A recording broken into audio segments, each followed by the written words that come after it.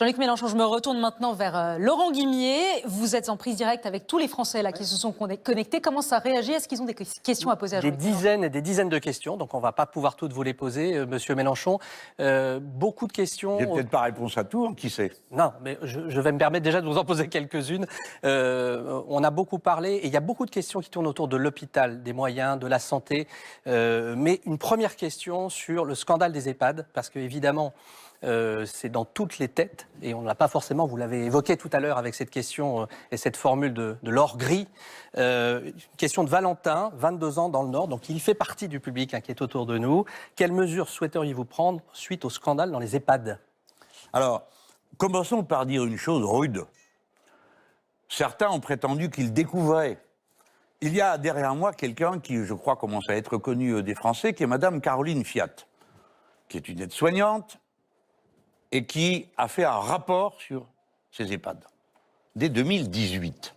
Donc personne ne peut dire « je ne savais pas ». Parce qu'il y a eu un rapport et elle est comme elle a un peu de culot, hein, c'est une insoumise. Donc quand elle a croisé le président de la C'est la République... femme qui a l'écharpe bleue, juste. Voilà. Je précise pour ceux qui regardent en se demandant peut-être qui est Caroline. Et Madame Elle est là. Voilà, elle est là. Lève la main qu'on te voit, voilà. Merci Caroline. Bon, Caroline, c'est notre orgueil dans cette affaire. Et comme elle a du culot, elle l'a donné directement au président de la République, en lui disant, écoutez, ça peut plus durer, on a besoin de 200 000 personnes dans les EHPAD pour prendre en charge sérieusement les personnes dépendantes qui s'y trouvent. Parce que la moyenne d'âge, c'est 85 ans comme ça. Bon. Donc c'est des personnes fragiles, en état de dépendance. 600 000 personnes dans les EHPAD. C'est pour ça qu'elles sont là. Hein. Bon. Donc, il y a de tout, il y a du bon et du pire. Mais ce qui est certain est inacceptable moralement, c'est ce qui s'est passé. Et il doit y avoir un châtiment et une réparation. La réparation, c'est que, absolument, le quart des EHPAD de ce pays sont privés. Il n'y aura plus d'EHPAD à but lucratif si je suis président de la République. C'est-à-dire vous nationalisez... On ne gagnera plus 1 euro sur une personne qui est en état de dépendance et on ne distribuera pas de dividendes. Et ceux qui ont des actions ne se sauveront pas comme des lâches, comme il l'a fait, comme a fait le patron de cette grande firme. Alors, nationaliser, le mot ne me convient pas et je veux vous dire pourquoi. Parce que l'idée n'est pas d'en rendre la nation propriétaire comme elle l'est d'autres choses. Je pense que nous avons intérêt à nous en tenir à la formule, pas de structure lucrative. Quitte à donner cet ensemble aux départements qui pourraient, eux, les répartir soit aux communes, soit à des associations, soit à des coopératives, parce que toutes ces formules ont prouvé leur efficacité dans le domaine public. Laurent. Donc, c'est pas besoin que l'État les possède. Parce que justement, on a posé la question et vous voyez que alors, les téléspectateurs, les 150, nos 150, sont plutôt favorables purement et simplement à une nationalisation, au nom sans doute aussi de l'émotion qui prévaut dans le pays aujourd'hui. Voilà, on a 78% des... Mais on se comprend, en nationalisation, les gens entendent comme moi. Il faut que ça Retirer le revienne dans le profit secteur des privés. public et on ne fait pas de profit sur les personnes qui sont dans les EHPAD. Donc le mot nationalisation, je l'accepterai sans difficulté, mais je veux être précis. C'est pourquoi je vous dis, des fois, une association, une coopérative ou une mairie fera mieux le travail que l'État lui-même. Il faut dire les choses. Des plaintes pour maltraitance, il y en a dans les EHPAD privés, mais il y a aussi dans les EHPAD publics. Il y a aussi, elles viennent de partout, les plaintes pour maltraitance. Mais essayons de comprendre pourquoi nous en sommes là. C'est que partout, la logique, ça a été, faisons des économies.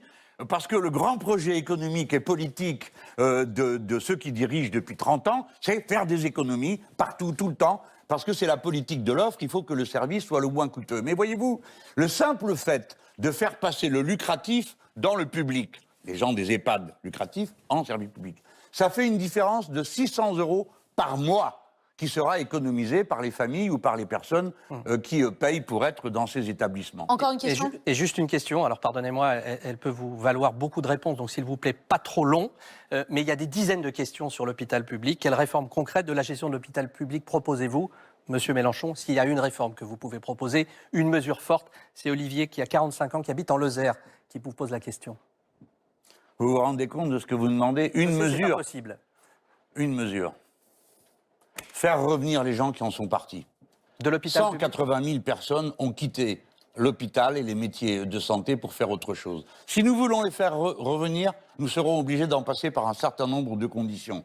Mieux les payer et en finir avec l'hôpital entreprise. Parce que si les gens sont partis, c'est pas seulement à cause de la paye, c'est parce qu'ils en avaient marre du type de travail qu'on leur faisait faire. La T2A, c'est je t'expédie des gens à toute vitesse parce que on a un registre à remplir, une rentabilité à avoir. Je te fais du séjour le plus court possible parce qu'il faut que je tienne mes statistiques. C'est aussi l'ambulatoire, hein. C'est ça aussi. Il y a des séjours plus courts aujourd'hui parce que dans les hôpitaux, on opère plus vite et on guérit plus vite. Ah bon? Mais c'est pas ce que disent ceux qui s'y trouvent, mais si vous le pensez, Je ne le pense pourquoi pas. Je dis simplement que les fermetures de lits correspondent aussi au développement de l'ambulatoire. Voilà, c'est ça. Je donne cette précision. Ça n'est pas pour non, dire ce n'est pas que une tout va bien. précision, pardon de vous dire ça, je vous chéris tendrement, mais c'est une erreur totale. C'est une erreur totale. Demandez comment ça se passe. Aujourd'hui, quand quelqu'un arrive à l'hôpital et qu'il a été soigné de ce qu'il avait précisément, mais que par ailleurs, il se trouve dans une situation de dépendance ou de faiblesse, ou bien c'est une personne qui a un petit peu d'âge et qui, quand il va rentrer à la maison, va se retrouver tout seul. Que font les soignants? Écoutez des témoins comme Sabrina Ben Ali qui m'a expliqué ça en long, en large et en travers. Ce n'est pas une rumeur.